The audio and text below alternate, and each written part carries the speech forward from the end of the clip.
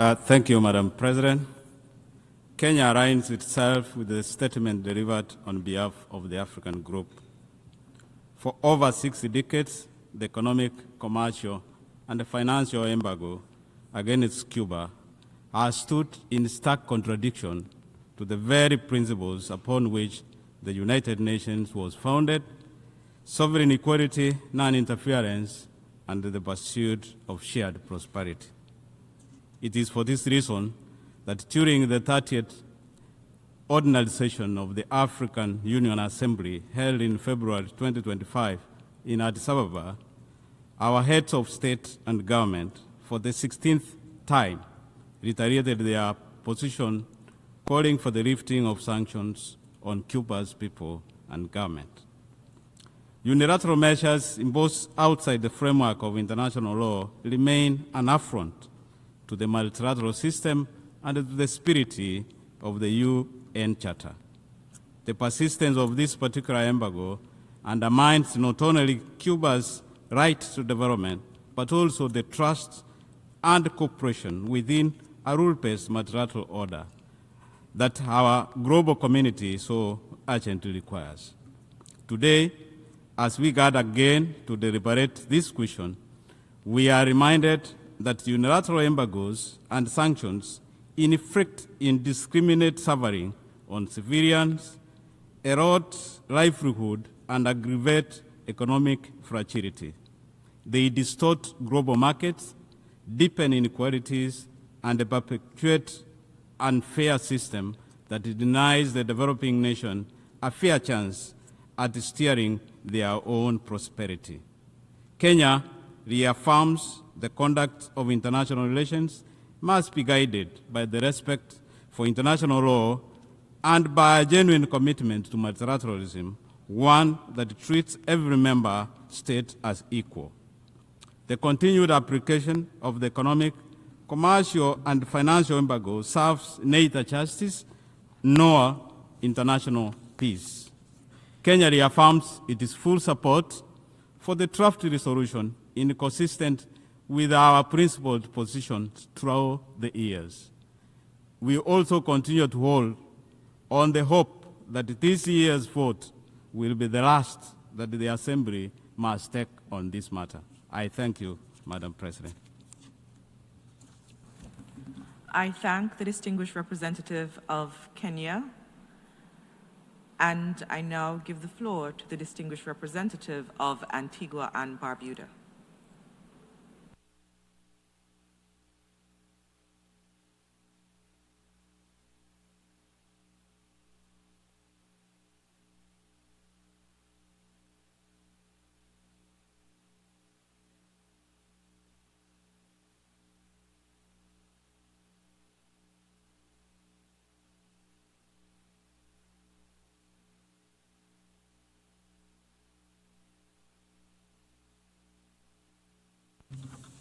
Thank you, Madam President. Madam President, I have the honor to deliver this statement in my national capacity for Antigua and Barbuda. Antigua and Barbuda endorses the statement presented by Barbados on behalf of the Caribbean Community, CARICOM. We also align our statement with that delivered by Iraq on behalf of the Group of 77 in China, and Colombia on behalf of the Latin America and Caribbean states, as well as Uganda on behalf of the Non-Aligned Movement. We extend a very warm welcome to His Excellency Bruno Rodriguez Barrela, Minister of Foreign Affairs of Cuba. Madam President, for more than 60 years, the United States has imposed a unilateral economic, commercial, and financial embargo against Cuba. Year after year, the international community, through resolutions of this General Assembly and declarations of regional bodies across the Caribbean, has called for an end to this unjust and punitive measures.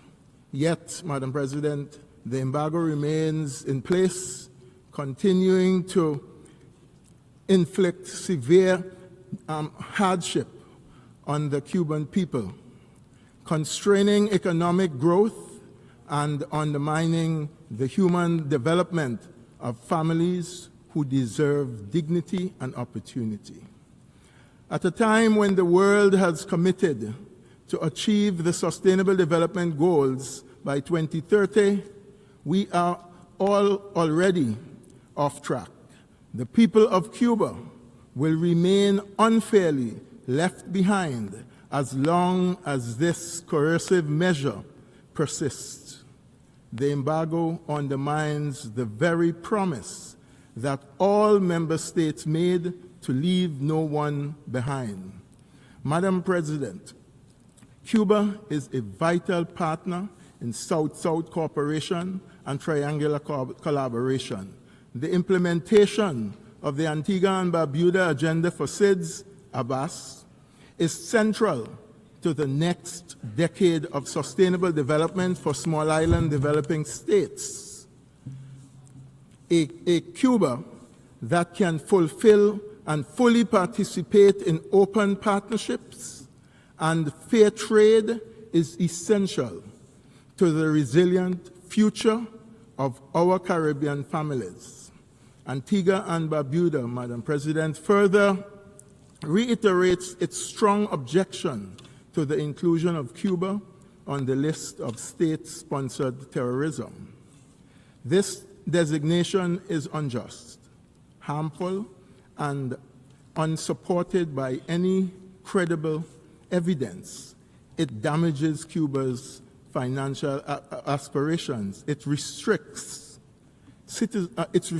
essential services and serves only to deepen the humanitarian impact on the Cuban family on this embargo. We align with the concerns raised by the special procedures mandate holders of the Human Rights Council regarding the lack of clarity, transparency, and due process in this designation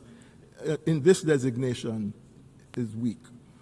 We call upon the United States, Madam President, to remove Cuba from the list without delay and to end the coercive measures that contravenes the Charter of the United Nations and international law.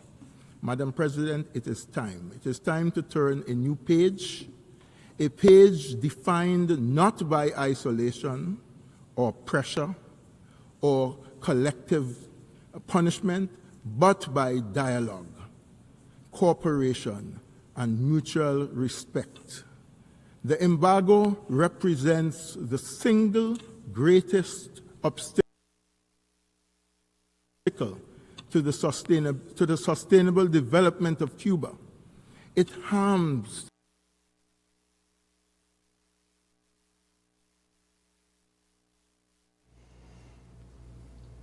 Well, we were listening to the statements of the permanent representative of Antigua and Barbuda to the UN, as he was expressing his country's support for Cuba and also the support for the statements that have been made so far. Let's continue to listen to the representative.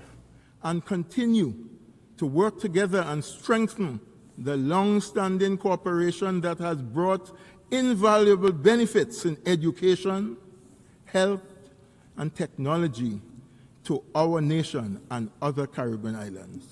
Madam President, we urge both the United States and Cuba to turn to diplomacy, to return to diplomacy and settle this matter peacefully, to engage in constructive dialogue and to pursue a future grounded in international law and shared responsibility. Antigua and Barbuda reiterates the simple and long-standing call of this Assembly: remove the embargo. Let the Cuban people breathe and develop. I thank you. I thank the distinguished representative of Antigua and Barbuda. Well, as we were saying, the statements at the UN General Assembly of the permanent representative of Antigua and Barbuda joining the call of solidarity with Cuba and calling for an immediate end of the U.S. blockade against Cuba and for the immediate removal of the Caribbean nation from the State's Department list of states that sponsor terrorism. We'll have more. Remember that later in the day, the Foreign Minister of Cuba will be presenting the report of the yearly impact of the U.S. blockade against the Caribbean island, and we'll have more information in upcoming news releases, so stay tuned with teleSUR English.